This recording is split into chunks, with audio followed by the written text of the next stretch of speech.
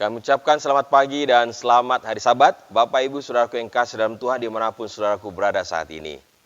Tentu kita mengucap syukur kita boleh tiba pada hari Sabat Tuhan yang kudus dan diberkati. Satu Sabat kita boleh lebih dekat kepada kedatangan Tuhan. Amin. Saat ini kita siap untuk mempelajari kebenaran firman Tuhan. Biarlah kasih setia Tuhan yang akan menolong kita sehingga kita dapat memahami setiap pekabaran yang Tuhan ingin sampaikan. Bapak Ibu Saudara yang kasih dalam Tuhan, pekabaran firman Tuhan pada Sabat Tuhan yang kudus pagi ini saya beri judul, Rimbun tetapi gersang, kaya tetapi miskin. Paradoks apa yang ingin saya sampaikan? Sebelum kita mempelajari kebenaran firman Tuhan, mari kita tunduk kepala sejenak, kita akan berdoa. Allah kekal, Bapa kami yang di sorga, terpujilah namamu. Kami mengucap syukur Bapa atas kesempatan yang indah sekali lagi Tuhan karuniakan bagi kami untuk mempelajari kebenaran firman Tuhan. Kuasa sorga kiranya menjadi bahagian kami, dan biarlah Tuhan Engkau saja yang boleh berbicara kepada anak-anak-Mu. Terima kasih Bapa. Jadilah kehendak-Mu dalam kehidupan kami, dalam nama Tuhan Yesus kami sudah berdoa. Amin. Bapak Ibu Saudara yang kasih dalam Tuhan, saat ini sudah tiba pada musim penghujan. Di mana-mana tumbuh subur pohon-pohonan, entahkah itu buah-buahan ataupun pohon-pohon yang tidak berbuah. Di gereja kami di Lumajang, ada satu pohon buah-buahan yang sudah lama tidak berbuah, yaitu pohon jambu merah. Bahasa setempat biasa menyebutnya kelampok. Waktu kami pulang cuti, saya lihat sudah begitu banyak buahnya. Senang rasanya. Padahal tahun lalu, waktu kami melayani di Lumajang, masih belum ada buahnya. Tetapi saat ini, sungguh luar biasa. Begitu banyak buahnya dan manis. Sungguh luar biasa.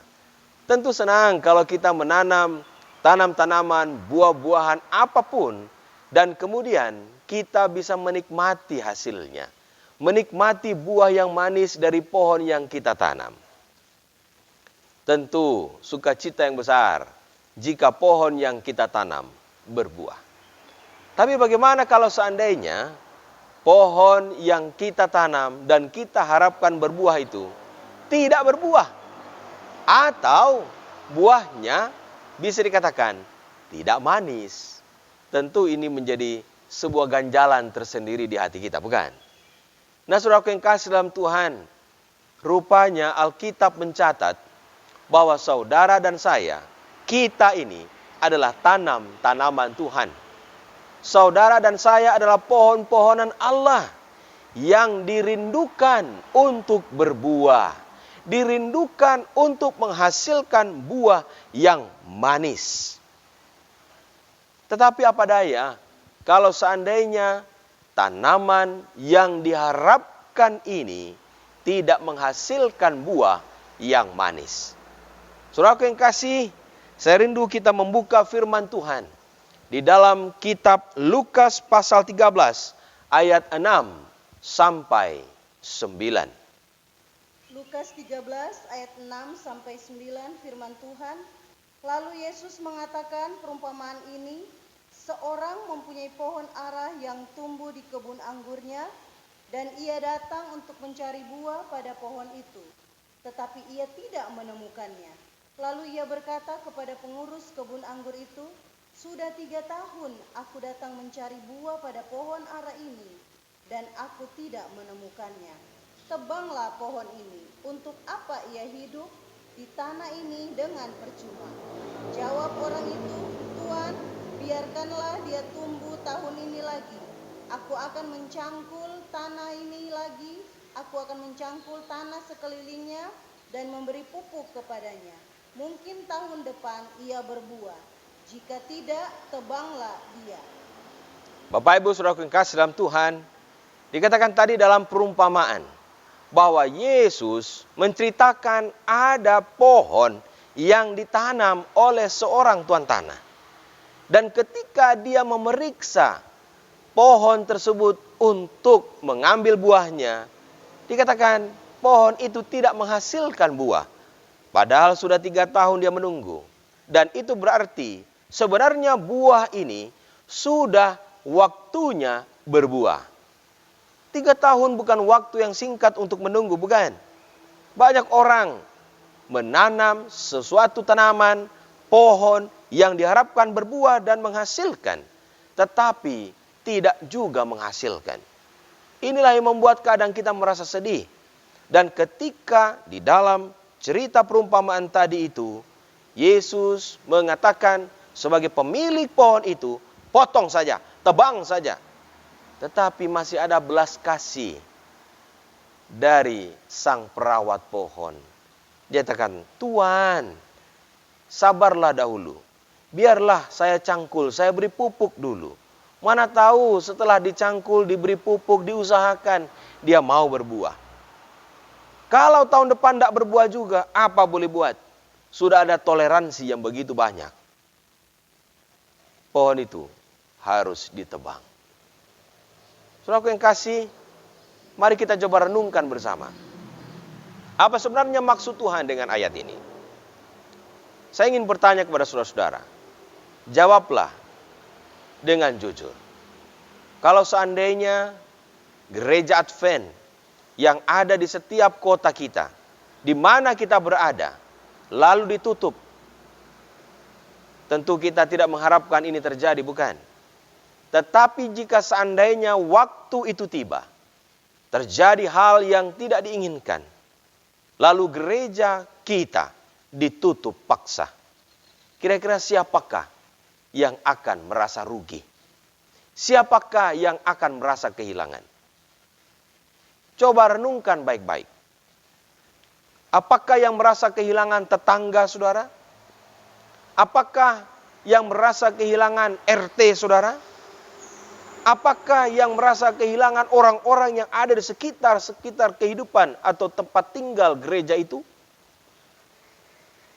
Bisa jadi yang merasa kehilangan hanya anggota jemaat. Bisa jadi yang merasa rugi adalah anggota jemaat di mana dia bernaung. Jika ini benar terjadi, yang perlu ditanyakan adalah mengapa bisa seperti itu? Tidak ada yang merasa kehilangan jika seandainya gereja ditutup. Tidak ada yang merasa rugi jika seandainya gereja saudara ditutup paksa. Seperti apa kerugian yang dialami oleh masyarakat setempat? Kalau seandainya masyarakat setempat merasa tidak ada yang merasa dirugikan, justru mereka bersuka cita dengan ditutupnya gereja, maka ada yang salah di sana. Ada sesuatu yang salah yang kita sebagai umat Allah harus renungkan ini. Selama ini sebagai umat Tuhan, apakah sumbangsi gereja kepada masyarakat?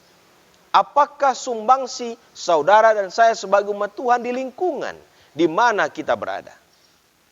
Apakah kita hanya menggemukkan diri sendiri? Apakah kita hanya peduli kepada saudara-saudara kita yang ada di dalam, intern saja, tetapi tidak keluar? Kalau hanya saudara-saudara anggota gereja yang merasa rugi dan kehilangan dengan ditutupnya gereja, tetapi masyarakat luas tidak merasa dirugikan sama sekali, perlu mawas diri. Ada yang salah dengan keadaan kita. Saudaraku yang kasih dalam Tuhan, inilah yang menjadi pokok perbincangan yang harus direnungkan oleh umat Tuhan yang mengaku memiliki terang, tetapi tidak berjalan menurut terang yang dimilikinya.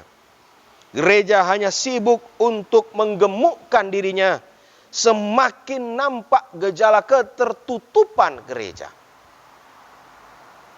Bukan satu hal yang bisa dikatakan aneh lagi jika gereja kita disebut gereja yang tertutup. Begitu sukarnya gereja kita ini bergaul dengan gereja-gereja yang lain, sehingga sampai-sampai orang luar menganggap bahwa kita seperti pagar tembok yang tertutup. Bapak Ibu Saudara yang kasih dalam Tuhan, di dalam cerita di dalam buku Markus pasal 11 ayat 12 sampai 14, kita akan melihat lebih lanjut lagi tentang sebuah peristiwa nyata yang terjadi kepada sebuah pohon ara. Markus 11 ayat 12 sampai 14 firman Tuhan. Keesokan harinya sesudah Yesus dan ke-12 muridnya meninggalkan Betania, Yesus merasa lapar. Dan dari jauh ia melihat pohon ara yang sudah berdaun. Ia mendekatinya untuk melihat kalau ia mendapatkan apa-apa pada pohon itu.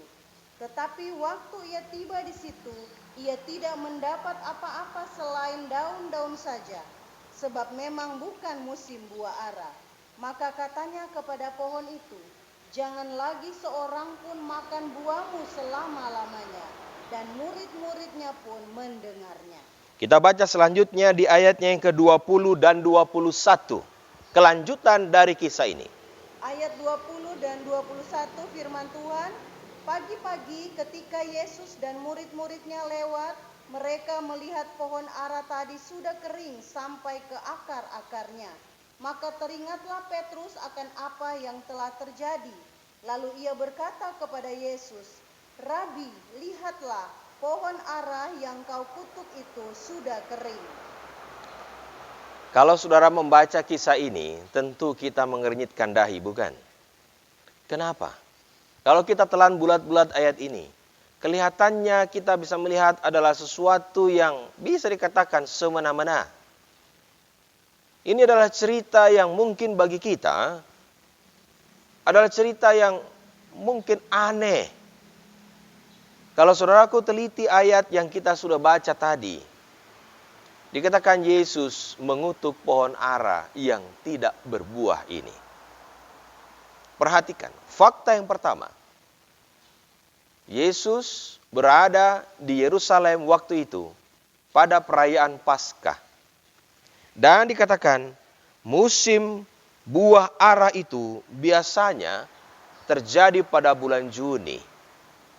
Yesus dan murid-muridnya berada di Yerusalem pada perayaan Paskah yang jatuh pada bulan April. Tentu dikatakan belum ada buahnya. Ketika saya mencoba mencari latar belakang ayat ini, rupanya para komentator Alkitab menyatakan bahwa sebenarnya sebelum ada buah yang keluar di musimnya, selalu ada biasanya buah permulaan yang hanya muncul 1 atau 2 buah saja. Dan itu adalah buah yang pertama kali muncul sebelum musimnya. Memang kelihatan aneh ketika Yesus mencari buah yang tidak pada musimnya. Yang kedua dikatakan, yang aneh lagi, cerita ini menyebutkan bahwa Yesus mengutuk pohon ara ini karena tidak ada buahnya sementara dia lapar. Masih ingat, Alkitab mencatat begitu banyak mujizat yang dilakukan oleh Yesus tidak berfokus kepada dirinya. Ketika dia dicobai dan setan mengatakan, "Robahlah batu itu menjadi roti." Tetapi Yesus tidak melakukannya. Artinya, mujizat-mujizat yang dilakukan oleh Yesus tidak untuk menguntungkan dirinya. Kalau saudaraku melihat apa yang terjadi dengan buah ara atau pohon buah ara yang tidak berbuah tadi lalu Yesus mengutuknya, ini tidak berfokus kepada rasa lapar Yesus. Dia bisa saja makan dari tempat yang lain atau dengan cara yang lain mendapatkan makanan. Kenapa harus mengutuk pohon ara? Ada maksud Yesus di sana. Di dalam cerita ini Yesus ingin menunjukkan satu hal. Saudaraku yang kasih dalam Tuhan, bagaimana kita bisa mengerti tindakan-tindakan Yesus ini? Jika kita telan bulat-bulat perikop ini, tentu kita akan menilai bahwa Yesus terlalu sewenang-wenang. Bagaimana mungkin pohon ara itu dituntut berbuah padahal dia belum musimnya? Tentunya dengan kerendahan hati kita akan coba pelajari hal ini sehingga kita dapat memahaminya dengan baik. ada beberapa hal yang perlu kita renungkan. Yang pertama, pohon ara yang rimbun namun tidak berbuah, ini adalah lambang dari keadaan umat Allah, yaitu bangsa Israel. Yesus datang ke Yerusalem adalah untuk menyelesaikan misinya. Dia datang menjadi juru selamat, tetapi apa yang terjadi? Yerusalem yang ditangisinya menyerahkan dia untuk dibunuh. Bangsa Israel adalah bangsa yang disebut sebagai bangsa pilihan Allah. Tanam-tanaman Allah yang Allah rindu berbuah, dan dia rindukan buah yang dihasilkan itu manis. Tetapi lihat, sejarah mencatat, Yesus datang untuk menyelamatkan umatnya Israel. Tetapi justru bangsa Israel lah yang membunuh dan menyalibkannya. Inilah hal yang terjadi di dalam bangsa ini. Mari kita buka di dalam buku Yesaya pasal 5 ayat 2 dan 7 untuk bisa memahami gambaran ini. Yesaya 5 ayat 2 dan 7, firman Tuhan, Ia mencangkulnya dan membuang batu-batunya dan menanaminya dengan pokok anggur pilihan. Ia mendirikan sebuah menara jaga di tengah-tengahnya dan menggali lubang tempat memeras anggur. Lalu dinantinya supaya kebun itu menghasilkan buah anggur yang baik. Tetapi yang dihasilkannya ialah buah anggur yang asam. Ayat 7, sebab kebun anggur Tuhan semesta alam ialah kaum Israel.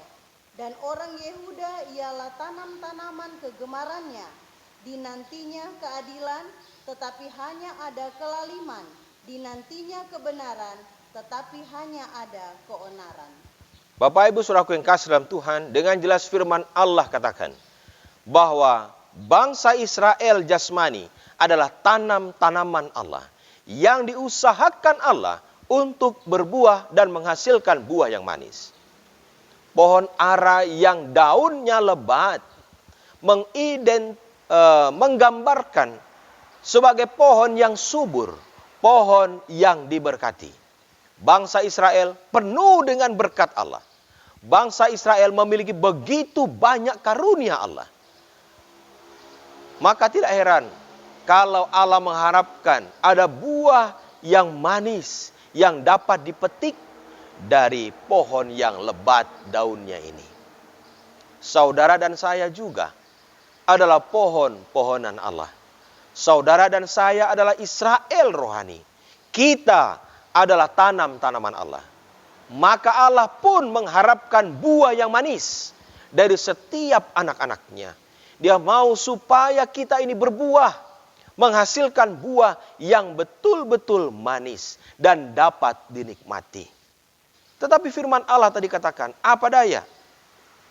Tanam-tanaman Allah memang menghasilkan buah, tetapi buahnya asam dan tidak dapat dinikmati. Mengapa demikian? Sebagai umat Allah, saudara dan saya memiliki tanggung jawab moral yang tinggi. Kita telah mendapatkan begitu banyak berkat Tuhan. Saudara dan saya sebagai umat gereja Masih Advent hari ke-7 memiliki begitu banyak berkat Allah. Dan berkat itu diberikan di dalam kebenaran-kebenaran yang kita miliki, yang tidak dimiliki oleh yang lain. Tetapi apakah kita ini berjalan sesuai dengan kebenaran yang kita punya? Ada begitu banyak pelanggaran-pelanggaran.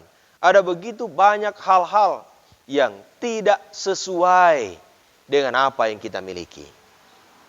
Buah yang kita hasilkan bukanlah buah yang manis. Yang kedua, yang kita harus perhatikan dari perumpamaan tentang pohon ara ini adalah peristiwa ini bukanlah berfokus pada keadaan Yesus yang lapar. Sebagaimana yang telah saya sebutkan, dia bisa saja mengisi perutnya dengan makanan yang lain. Tetapi mengapa dia harus mengutuk pohon ara ini sehingga dia kering?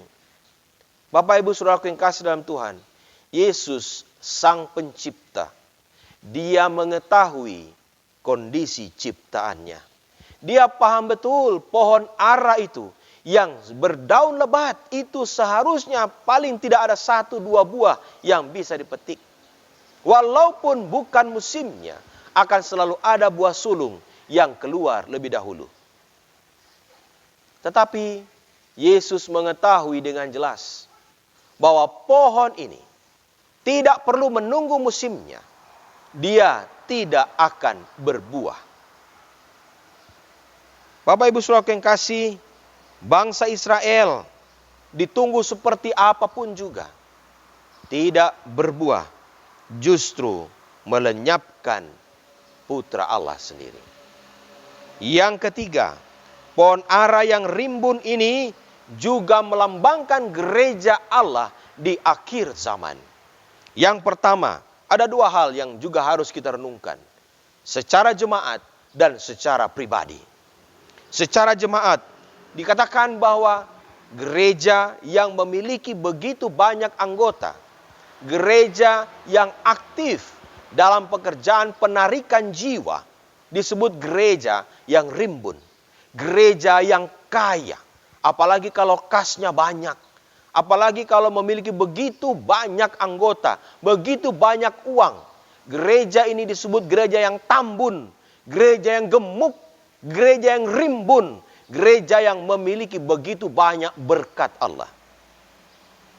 Tetapi apa yang terjadi? Begitu banyak hal yang diutamakan hanya dalam sisi kuantitas, tetapi tidak kualitas. Gereja yang demikian hanya memberikan gambaran seperti sebuah show, penampilan. Gereja yang demikian tidak peduli dengan kualitas anggota, kualitas yang ada di dalamnya. Banyak jenis gereja yang seperti ini. Di luar nampak megah luar biasa, tetapi di dalamnya kering kerontang. Tidak ada kasih di dalamnya. Sibuk menggemukkan diri dengan berkat-berkat secara jasmani, tetapi tidak ada kasih. Tidak ada sesuatu yang membuat gereja ini merasa aman. Gereja ini merasa bahwa gereja itu adalah gereja yang betul-betul gereja yang menjadi berkat bagi orang lain. Inilah yang disebut dengan kaya tetapi miskin. Tambun tapi kurus. Rimbun tapi gersang. Pintu depan terbuka lebar, tapi pintu belakang terbuka jauh lebih lebar. Saudaraku yang kasih dalam Tuhan, Allah mau supaya kita tidak hanya berfokus kepada kuantitas, tetapi juga kualitas. Gereja yang baik di akhir zaman adalah gereja yang peduli terhadap sesama. Mau keluar, mau menginjil, mau menyampaikan berita keselamatan ini kepada orang lain. Bukan hanya sibuk menggemukkan dirinya. Memiliki begitu banyak hal yang baik dalam tanda kutip di dalam gereja. Pekabaran firman Tuhan kepada bangsa Israel. Kamu harus menjadi terang. Keluar, sampaikan terang itu kepada orang lain. Buatlah mereka datang kepadamu dan melihat betapa baiknya Allah di dalam dirimu. Yang kedua, secara pribadi, umat Allah di akhir zaman seperti pohon zaitun yang dicangkokkan, lebih tepatnya disambungkan. Allah menuntut hal yang sama seperti Dia menuntut bangsa Israel. Dia mau supaya saudara dan saya pun berbuah sebagai pribadi lepas pribadi. Mari kita buka di dalam buku Roma pasal 11 ayat 20 sampai 22. Roma 11 ayat 20 sampai 22 firman Tuhan. Baiklah mereka dipatahkan karena ketidakpercayaan mereka, dan kamu tegak tercacak karena iman. Janganlah kamu sombong, tetapi takutlah. Sebab kalau Allah tidak menyayangkan cabang-cabang asli, Ia juga tidak akan menyayangkan kamu. Sebab itu perhatikanlah kemurahan Allah dan juga kekerasannya, yaitu kekerasan atas orang-orang yang telah jatuh, tetapi atas kamu kemurahannya, yaitu jika kamu tetap dalam kemurahannya, Jika tidak, kamu pun akan dipotong juga. Bapak Ibu perhatikan apa yang dituliskan oleh Paulus. Saudara dan saya, kita ini hanya ditambahkan ke dalam barisan umat Allah. Sebenarnya secara jasmani kita bukan umat Allah. Tetapi secara rohani, saudara dan saya telah diakui sebagai anak. Makanya dikatakan tadi, jangan sombong. Kamu tegak tercaca karena iman. Tetapi Allah yang tidak menyayangkan cabang yang asli, juga tidak akan menyayangkan kita yang cangkoan ini, yang setekan ini, yang sambungan ini, kalau kita tidak memiliki perubahan karakter. Makanya dikatakan tadi, Tuhan pun menuntut hal yang sama kepada saudara dan saya sebagai umat Tuhan. Jangan lengah, jangan anggap enteng. Bukan karena saudara dan saya sudah berada di dalam gereja yang benar, lalu kita otomatis diselamatkan. No, Tuhan menuntut saudara dan saya untuk berbuah. Dan Tuhan menuntut supaya saudara dan saya betul-betul menghasilkan buah. Bukan sekedar buah, tetapi buah yang manis. Kita buka sekali lagi di dalam Matius 3 ayat 8. Apa tandanya jika kita ini berbuah? Matius 3 ayat 8 firman Tuhan, jadi hasilkanlah buah yang sesuai dengan pertobatan. Hasilkan buah yang sesuai dengan pertobatan. Saudara dan saya hidup dalam kebenaran, mengaku memiliki terang yang besar. Tetapi jika kita tidak mengikuti kebenaran itu, jika kita tidak mempraktikkan kebenaran itu di dalam kehidupan kita, itu sama saja dengan kita ini tidak berbuah. Buah yang benar adalah buah yang dihasilkan di dalam pertobatan. Bapak Ibu Saudara yang kasih dalam Tuhan, Allah menuntut itu dari kita. Dan sebagai umat Allah yang sejati, kita harus betul-betul memiliki keseriusan untuk berbuah. Dan jika memang kita berbuah, maka buah-buah itu akan diwujudkan di dalam perbuatan kita. Ingat, sebagaimana yang tadi telah saya sampaikan, saat saudaraku menunjukkan buah yang manis, yang benar, maka buah itu dapat dirasakan oleh orang lain. Jangan kita hanya mau menggemukkan diri di kandang, menggemukkan diri di tempat, tetapi tidak mau keluar. Tuhan panggil kita untuk bersaksi. Tuhan panggil kita untuk menyampaikan kebenaran ini kepada orang lain di luar sana. Jangan malas. Mari keluar, sampaikan ini. Ini sudah tidak lama lagi memasuki akhir tahun 2020.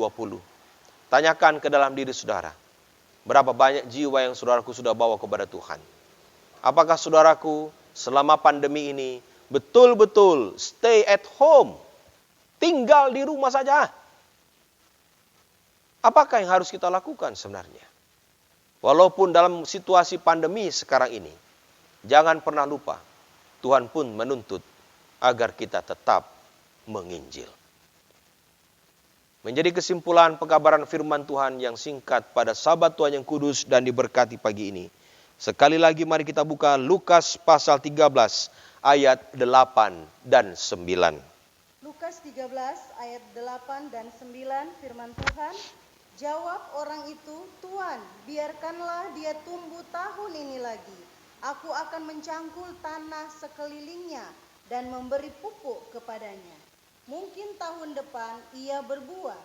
Jika tidak, tebanglah dia. Masih ada kesempatan bagi kita. Saudara dan saya selalu ada kesempatan yang diberikan Tuhan kepada kita. Jangan lengah. Tuhan masih memberikan pupuk. Tuhan masih mencangkul di sekitar kita. Tuhan masih memberikan kepada kita sebuah kesempatan untuk melakukan apa yang diharapkan. Dan Tuhan mau agar setelah diusahakan benar-benar, maka kita sebagai tanam-tanaman Allah ini benar-benar bisa bertumbuh dan berbuah. Ayat terakhir, apa yang Tuhan akan lakukan jika kita tidak berbuah juga.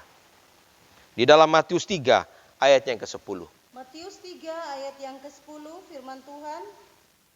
Kapak sudah tersedia pada akar pohon, dan setiap pohon yang tidak menghasilkan buah yang baik pasti ditebang dan dibuang ke dalam api. Ingatlah bahwa Tuhan memanggil saudara dan saya. Panggilan ini berlaku sampai hari ini.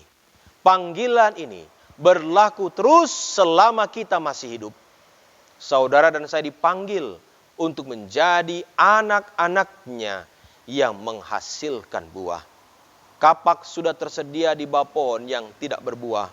Saya sungguh berharap agar kita sebagai umat Tuhan betul-betul menjadi tanam-tanaman yang menghasilkan buah, dan bukan sekedar buah, namun buah yang manis. Tunjukkanlah buahmu lewat perbuatanmu, tunjukkanlah buahmu lewat tingkah lakumu. Lakukan firman itu dalam kehidupanmu setiap hari, dan nyatakanlah kepada orang lain, nyatakanlah kepada dunia siapa engkau yang sebenarnya. Semoga Allah menolong kita, dan biarlah kasih sayang Tuhan memampukan kita, memberikan kita kekuatan, sehingga kita benar-benar dapat berbuah di dalam Tuhan. Semoga Allah memberkati kita. Amin. Kita berdoa. Kami mengucap syukur Bapa atas kasih setiamu. Kami percaya bahwa Engkau Allah yang sabar, yang akan merawat kami menjadi tanam-tanaman yang berbuah manis. Tolong kami Tuhan, dengan segala kelemahan kami rindu untuk bertumbuh dan berbuah. Kasih-Mu kiranya menolong umat-umat Tuhan dimanapun berada saat ini, agar kehidupan kami benar-benar selaras dengan iman kami. Terima kasih Bapa, kami serahkan hidup kami sepenuhnya ke dalam tangan-Mu.